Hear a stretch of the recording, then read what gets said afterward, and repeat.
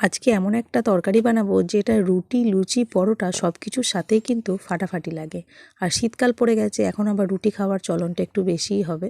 তো যাই হোক, সর্ষের তেল গরম করে তার মধ্যে শুকনো লঙ্কা, তেজপাতা আর পাঁচফোড়ন দিয়ে তার মধ্যে বেশ খানিকটা পেঁয়াজ দিয়েছি।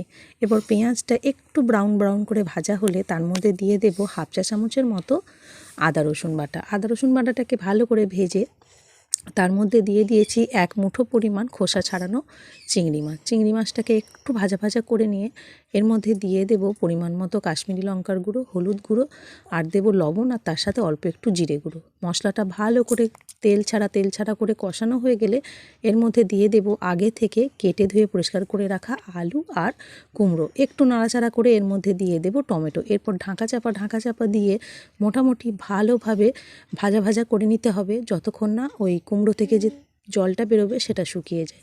ভাজা ভাজা হয়ে গেলে এর মধ্যে পরিমাণ মতো জল দিয়ে ঢাকা দিয়ে রান্না করব যতক্ষণ না সব কিছু খুব ভালোভাবে সেদ্ধ হয়ে যায়। সব কিছু খুব ভালোভাবে সেদ্ধ হয়ে গেলে আর যখন জলটা কমে আসবে তখন এর মধ্যে দিয়ে দেব পরিমাণ মতো মিষ্টি, যেরকম খেতে ভালোবাসেন, আর দেবো একটু ভাজা মশলা, আর দেবো ধনেপাতা। ভাজা মশলা কিছুই না, জিরে, ধনে আর শুকনো লঙ্কা কাঠখোলায় ভেজে এটাকে গুঁড়িয়ে নিয়েছি। তো এই দেখুন, সুন্দর মাখা মাখা আলু কুমড়ো দিয়ে চিংড়ি মাছের তরকারি রেডি। এরপর রুটিটা নিয়ে আসুন তাড়াতাড়ি।